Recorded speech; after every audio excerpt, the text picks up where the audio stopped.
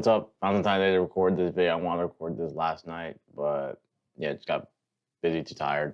Just wanted to give my full energy to this video because yeah, Spain, World Cup champions, got their second star, and Argentina lose 1-0 to Spain, or Spain beat Argentina rather 1-0. Spain, who were my pre-tournament pick to win it all, even though I predicted Argentina to win the final, couldn't have aged poorly because Spain were fairly dominant in this game.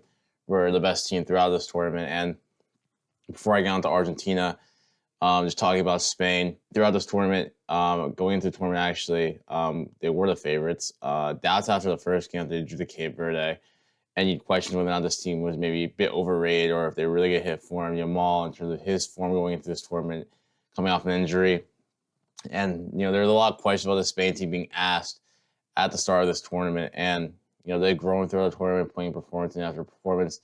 I think you really look at the Spanish team, the control they had in games, the defensive dominance they had, especially with Laporte and Kubarsi at the back with Simon. A decision that was questioned by many people, including myself, whether or not he should have been the man in between the sticks.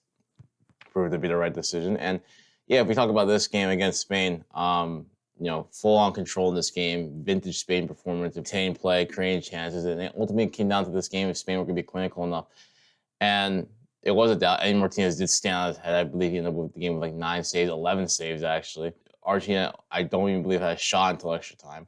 And it was Ferran Torres off the bench who made the difference for Spain. For Argentina, a lot of people are going to sit here and say, oh, they didn't come here to play football. They came here just to kind of be thugs and rough it up. And I think anyone who says that hasn't really watched Argentina throughout this tournament, because based on how surprised people are between how these two, like, I'm a bit of a hypocrite because I said I thought Argentina were going to win. And for me, that was more about the fact that Messi was going to do something rather than the rest of the team. But I think people who were kind of saying they're surprised Argentina played the way they did haven't been watching Argentina this entire tournament.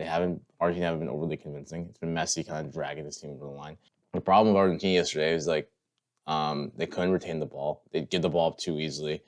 And they had nothing to hurt. They couldn't hurt Spain with it. Like, Spain played a very high line. They pressed up against Argentina very high, and Argentina, a very slow team. This has been something that's been very evident. Nico Gonzalez, I think the logic with him was him to be supposed to be an outlet. Couldn't be that.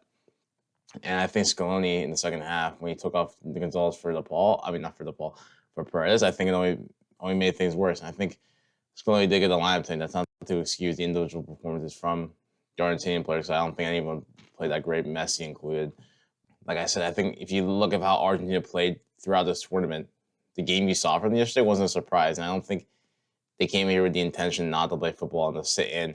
I think it's more because of a personnel issue and the fact they couldn't counter Spain. It was, Messi at the end of the day, as great as he is, he's 39 years old. I said he's physically limited.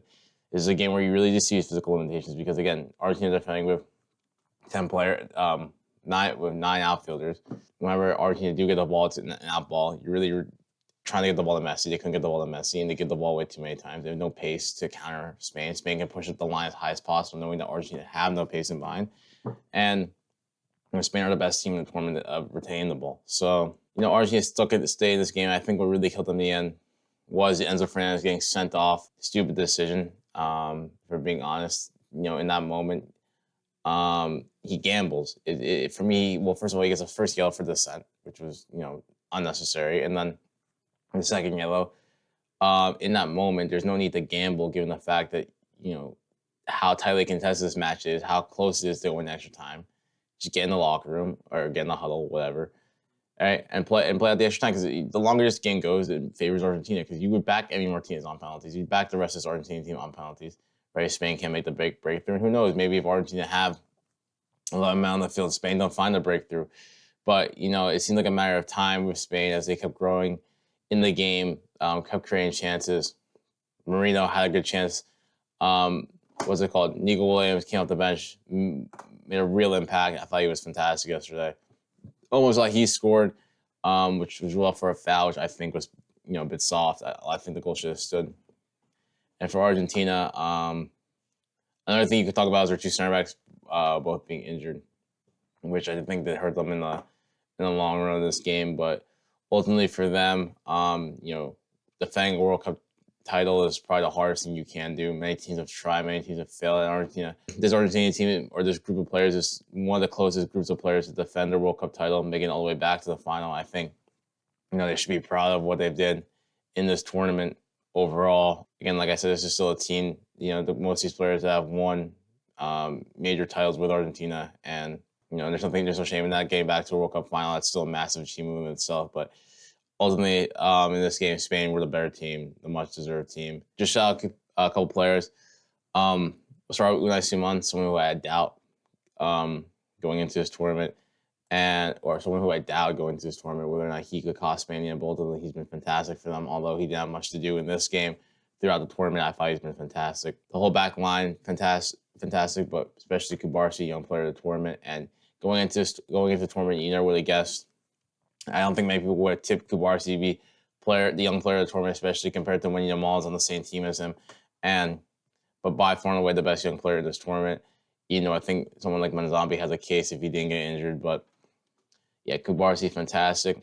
Both midfielders, fantastic. Rodri ends up winning player of the tournament. Questions about where does I put him in terms of all-time debates of him in the CM position. I guess what I've been seeing online is Rodri versus Busquets. Me personally, I do think it does cement him above Busquets personally. But what I will say in terms of player of the tournament, I still would probably give it to Messi. As much as I love Rodri, I'm biased because he's a City player. But for me, Messi at 39 years old to generate 12 goals and assists for 12 GA for this Argentinian team, being the catalyst for his Argentinian team when they've been facing elimination countless times throughout the knockout stage, and he being the one to drag the team, put the team on his back at 39 years of age, I think it have to go to him. Spain, they hadn't faced that type of adversity because they only conceded 1 goal throughout the whole tournament, which is a massive achievement in itself. And you can say Rodri was a big facilitator of that. But I think if you look at which player was more impactful through team success, I think you would have to say it's Messi, undeniably,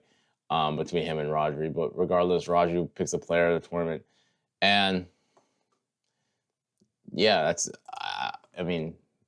pretty much it. The World Cup is done. I want to do. Oh, Mbappe finished top goal scorer. Oh, yeah. I guess we could talk about the third place game, just a little open to that before I cycle back. Yeah, some people were saying this was the real final, but if you watch this game, honestly, it's just two teams that are we're ready to hit the beach. There's no one tracking back. The defending was very questionable. It's almost kind of like an all-star game. No way it unfolded.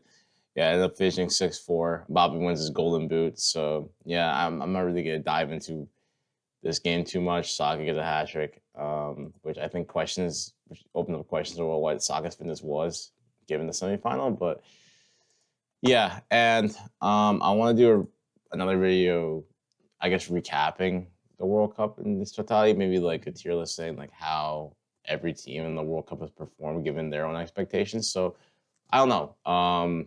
Some type of recap, maybe recapping my predictions. Just on a final note, I just want to talk about Messi. I think it's the best way to end it here. Ultimately, this is most likely the last time we'll see Messi at this stage, on the biggest stage of football. And all I can say is, as someone who's watched Messi throughout his entire career, for me, for as long as I've been alive, been an ever-present factor within football, someone that I've watched and seen grow throughout as I've grown up my own childhood idol. And all I can say is I really enjoyed my time watching him, and it's been a pleasure for me to witness greatness for what he's doing at 39. You can't put into words in terms of how great he is as a player. I think with Messi, all I can say is thank you for him. And not even just him, I would say to every player because I'm speaking on behalf of everyone who's grown up watching both Messi, you could say Ronaldo, Neymar, Modric, De Bruyne, Salah, Neuer, Van Dijk, all these guys who've played in this tournament, the last dance, you can say, because this will most likely be the last time we see all those guys on the major stage. And all I could say is, enjoy it. For me, this is almost like a closing chapter on all of that, and the start of a new one, spearheaded by this guy, who is probably up next. Almost completed football at this age at 19 years old, has a Euro, has a World Cup, has 3 La Liga titles, Copa del Rey, you name it, and all he's missing is a Champions League, and to have that potentially, Barca go all the way next year, all under the age of 20, insane. And I guess he still has a Ballon d'Or to win potentially, which is an interesting conversation. Who has the Ballon d'Or? Because I think if you look at the Spain team, I don't think there's a real shout for the Ballon d'Or. You can say like the best player on this team was Rodri, but not the best individual club campaign. So I don't think Rodri's an outright shot for the Ballon d'Or. Yamal, same thing. Not the best World Cup tournament. I think in a good season, but I don't think a Ballon d'Or worthy season. And then this World Cup campaign as well. So Ballon d'Or left wide open. Obviously, the World Cup holds a lot of weight, so we'll see who's the favorite going into the awards ceremony. But yeah, I'm gonna end it there. I don't really think, because I'm only recapping one game. I know it's a World Cup final, so we can really get into. I think I maybe even want to get really in depth, but ultimately, I think I'm just getting to here. I really enjoyed the World Cup. Like I said, I'm thinking about just doing a full-on recap in another video. And yeah, that's it. So I'm gonna see you next one. And congratulations to Spain on winning the World Cup. Yep.